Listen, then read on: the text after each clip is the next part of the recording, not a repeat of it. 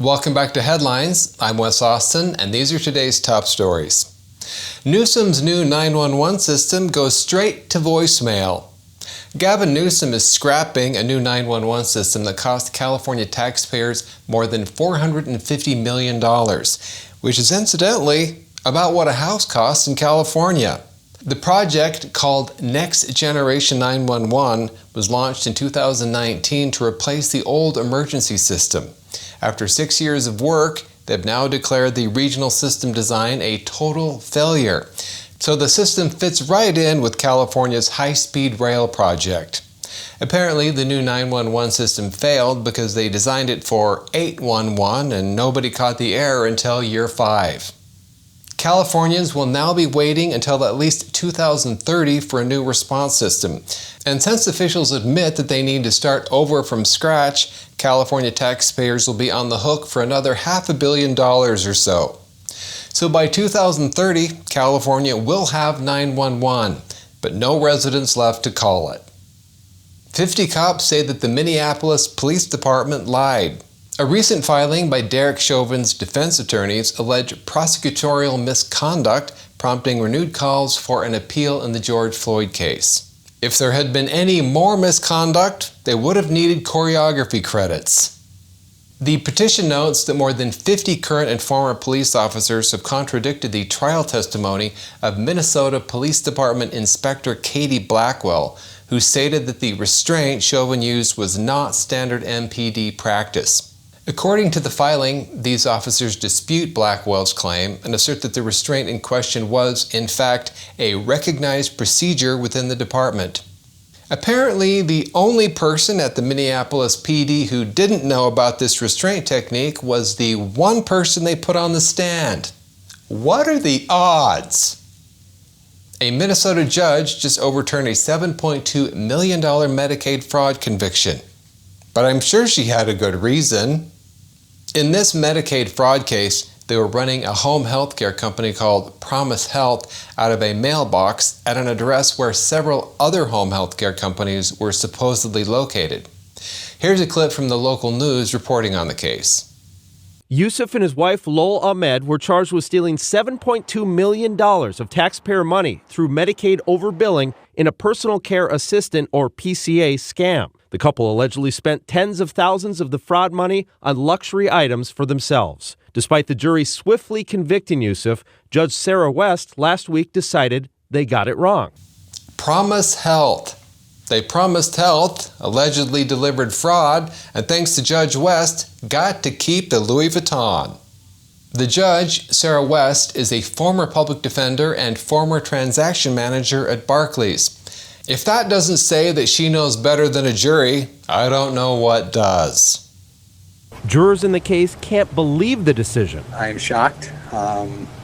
I'm shocked based off of all of the evidence that was presented to us and the obvious guilt that we saw based off of the said evidence. It was not a difficult decision whatsoever. The deliberation took probably 4 hours at most. The jurors said that the evidence was overwhelming, but the judge really hates being overwhelmed. Clearly, the jury just didn't understand the nuanced legal principle of finders keepers, losers weepers. Great news for your blue-haired cousin. A man just won the World's Strongest Woman competition in Texas. The apparent winner forced Andrea Thompson into second place, who walked off the podium angrily and appeared to say, "This is bullcrap," while the winner celebrated. Three-time winner Rebecca Roberts has claimed that no one, including the event organizers, knew that the winner was actually a man. Which is weird because usually when you're running the World's Strongest Woman competition, you'd think that "is this person a woman" would be on the checklist somewhere, like, in between, do we have a podium and did someone bring trophies?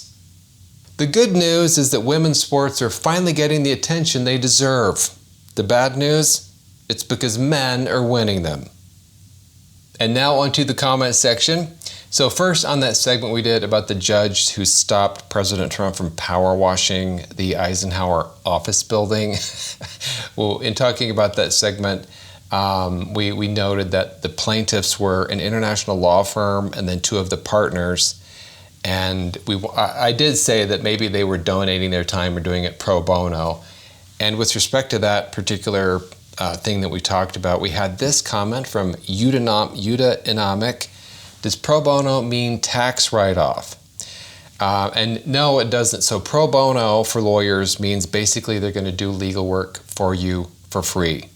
So and I am a lawyer, so whenever lawyers were talking about, are you going to do that pro bono? That means, are you doing it for free? So you're not billing anything. And that is not a tax write-off. You can't deduct that. There's no way you can deduct the value of what it would have been. It's basically just a big nothing. You're just doing it for nothing.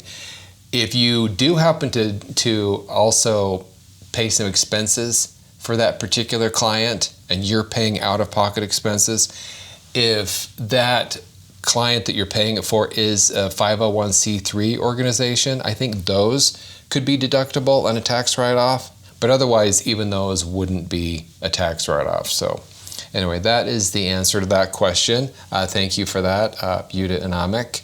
Then on the segment we did about James Comey and his case being dismissed, that was wild. So we have this particular comment that we're going to look at.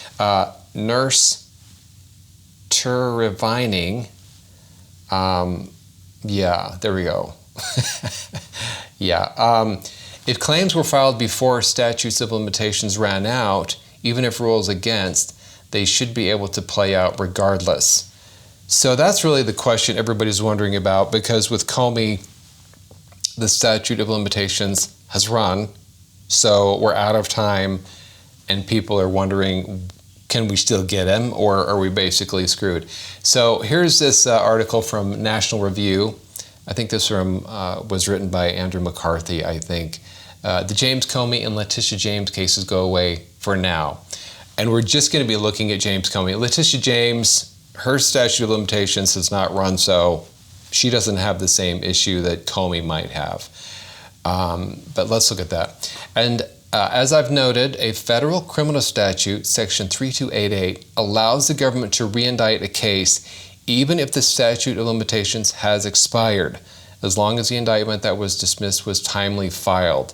The statute gives the government 6 months to file a new indictment based on the same charges. So let's look at just the specific dates that we're talking about with Comey. So as noted above, Comey was indicted on September 25th. The 5-year statute of limitations expired on September 30th because the charges stem from Senate testimony he gave on September 30th, 2020. So, man, they were filing that really close anyway. If that was a deadline I was dealing with, I would have been, I couldn't have slept each night because I would have been so nervous. Like, we're getting 5-year statute of limitations is coming up in a few days. Can we? Anyway, that's still kind of close. Anyway, so then with respect to that, let's move on and look at this. In theory then, since the Comey indictment was timely when it was filed, the government should have 6 months to reindict.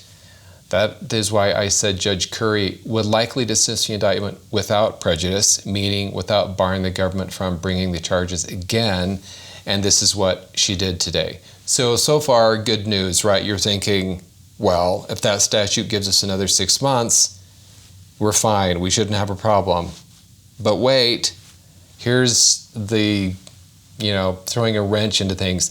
Nevertheless, in this instance, Comey has also filed motions to dismiss that claim because A, there was no properly filed indictment, B, the indictment fails to state a crime, and C, the prosecution is unconstitutionally vindictive and selective. So, what does this mean? What this means is if Comey were to win on one of those motions to dismiss that basically attack that underlying indictment, if he wins on one of those, we would not be able to use that statute to give us another 6 months because the underlying indictment wasn't proper or fails to state a crime or was vindictive. So either one of those, A, B, or C happens, I think then we're really going to be in trouble because we can't get that extra 6 months. But if the judge doesn't grant any of those motions to dismiss on A, B, or C, then we should have another 6 months to file those. So that is how that should work. And really, if any judge is reasonable, they should not grant any of those motions, because they should let the underlying claim go forward and see if he actually did something that he should be convicted for, instead of letting the whole thing be tossed because of one of these. But we have a lot of crazy lefty judges who don't care. So, sorry, I will keep an eye on that. But hopefully that explains the tricky issues with respect to Comey and the statute of limitations. All right, thank you for watching Headlines. I'm Wes Austin. Good night.